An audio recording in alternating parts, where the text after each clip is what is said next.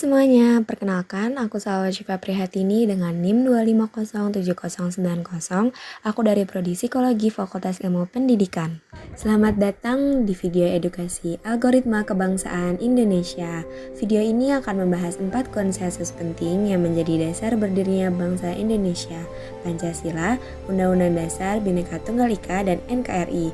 Yuk kita pelajari bersama gimana ya nilai-nilai ini tuh bisa ngebentuk persatuan dan keutuhan bangsa kita.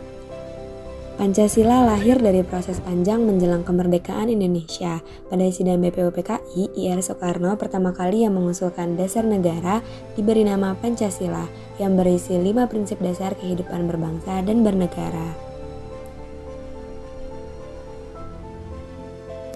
Kita akan membahas tentang Pancasila, dasar negara sekaligus pedoman hidup bagi seluruh rakyat Indonesia.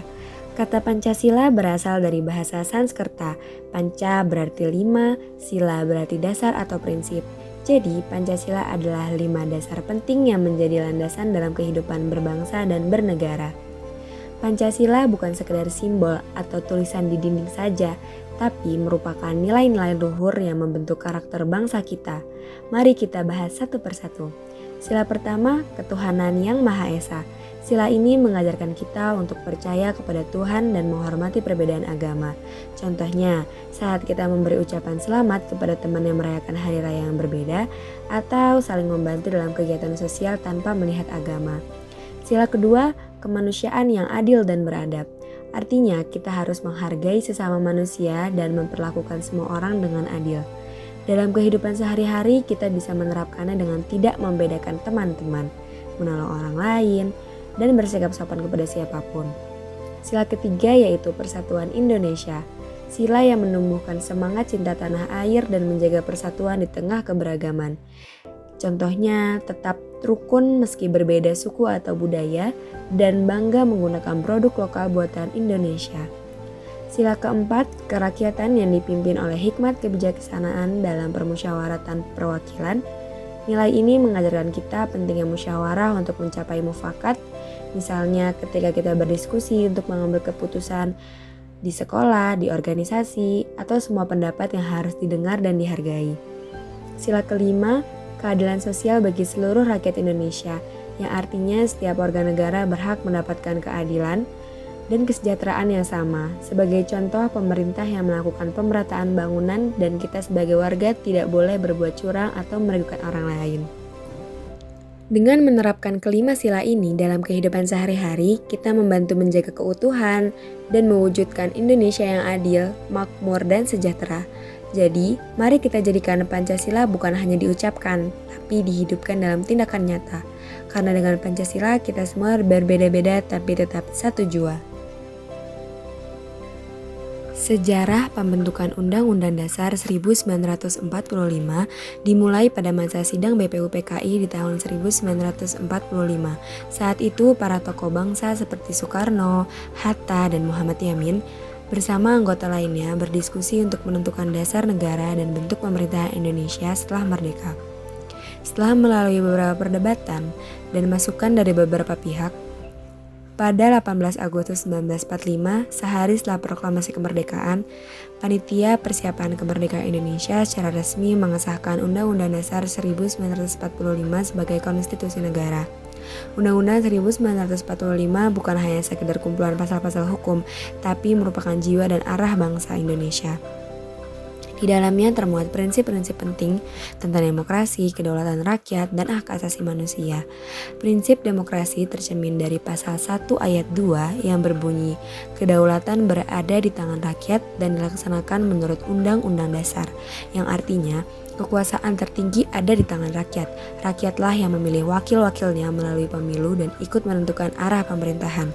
Sementara itu, nilai hak asasi manusia dijamin dalam bab 10A Undang-Undang Dasar 1945 yang meliputi hak untuk hidup, hak berpendapat, hak atas pendidikan, dan hak untuk bebas dari diskriminasi.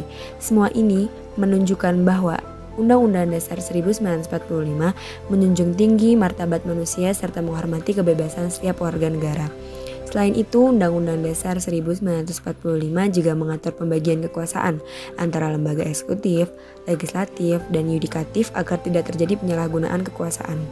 Inilah yang menjadi dasar sistem check dan balance di Indonesia, supaya pemerintahan tetap berjalan secara adil dan demokratis. Undang-Undang Dasar 1945 juga sudah mengalami beberapa amandemen untuk menyesuaikan dengan perkembangan zaman dan memperkuat demokrasi di Indonesia. Meskipun berubah, semangat dasarnya tetap sama, menjaga keadilan, kebebasan, dan kesejahteraan seluruh rakyat Indonesia. Undang-Undang 1945 dasar kuat untuk Indonesia yang adil, demokratis, dan bermartabat. Indonesia adalah rumah bagi ribuan pulau, ratusan suku, bahasa, dan tradisi. Semboyan kita Bhinneka Tunggal Ika mengingatkan bahwa meski berbeda tetapi tetap satu. Secara harfiah, Bhinneka Tunggal Ika berasal dari bahasa Jawa yang berarti berbeda-beda tapi tetap satu jua. Dalam konteks budaya Indonesia, moto ini mengajarkan kita untuk menghormati perbedaan, seperti perbedaan suku, agama, bahasa, dan adat. Menjadikan perbedaan itu sebagai kekayaan bersama, bukan sumber perpecahan. Maknanya 3 lapis. Yang pertama, pengakuan, mengakui adanya perbedaan. Yang kedua, penghormatan, memperlakukan perbedaan itu dengan rasa hormat.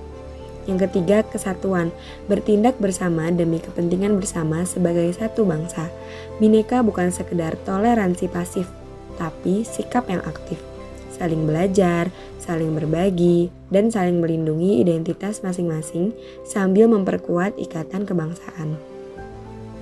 Contoh konkret dalam masyarakat seperti di perayaan daerah, warga lintas suku dan agama berkumpul menghormati tradisi lokal.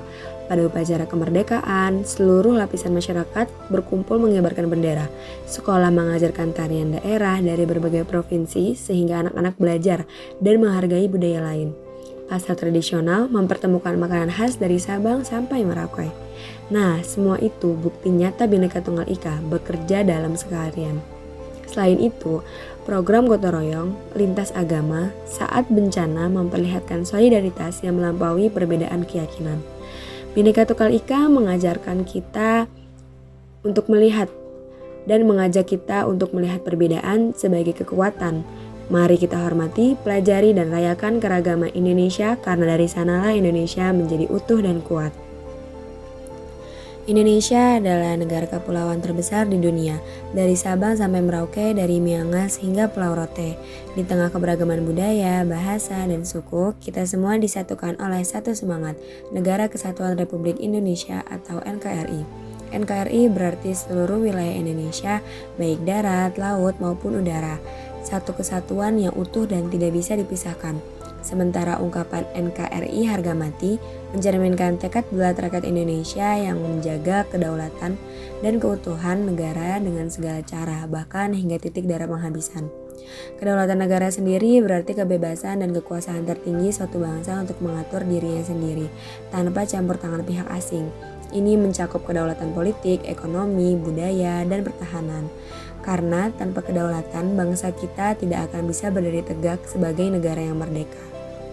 Contoh dan relevansi di Indonesia, semangat NKRI harga mati telah terbukti berkali-kali sepanjang sejarah, dari perjuangan mempertahankan kemerdekaan melawan penjajah hingga penumpasan gerakan separatis yang ingin memecah belah bangsa. Di era modern ini, semangat ini tetap relevan. Misalnya, ketika masyarakat perbatasan menjaga wilayahnya, aparat TNI dan Polri mempertahankan kedaulatan di laut dan udara. Atau ketika masyarakat menolak provokasi yang ingin memecah belah bangsa melalui hoaks dan ujaran kebencian. Selain itu, semangat NKRI juga terlihat dalam hal-hal sederhana. Ketika masyarakat dan berbagai daerah saling membantu, ketika kita bangga menggunakan produk dalam negeri, atau saat kita bersama-sama menyanyikan Indonesia Raya dengan penuh semangat. Semua itu adalah bentuk nyata cinta tanah air dan kesetiaan terhadap NKRI. Jadi, Pancasila, Undang-Undang Dasar, Bhinneka Tunggal Ika, dan NKRI harga mati adalah pilar utama yang membentuk identitas dan arah bangsa Indonesia. Pancasila menjadi dasar dan nilai moral yang menuntun kita dalam berpikir dan bertindak. Undang-Undang Dasar menjadi pedoman hukum dan demokrasi yang menjamin hak serta kewajiban seluruh warga negara. Bhinneka Tunggal Ika mengajarkan kita bahwa perbedaan adalah kekuatan yang harus dijaga dalam semangat persatuan. Dan NKRI menegaskan komitmen kita untuk mempertahankan kedaulatan serta keutuhan wilayah Indonesia dari segala ancaman. Dan jika keempat konsensus ini dijalankan, maka terciptalah algoritma kebangsaan Indonesia, pola berpikir, bersikap, dan bertindak yang menuntun bangsa menuju keadilan, persatuan, dan kesejahteraan. Mari kita jadikan nilai-nilai kebangsaan ini bukan hanya sekedar hafalan, tetapi pedoman dan kehidupan sehari-hari. Karena dari sinilah semangat Indonesia tumbuh, berbeda-beda tetapi tetap satu jua dalam semangat Pancasila berlandaskan Undang-Undang Dasar dan demi tegaknya NKRI yang abadi.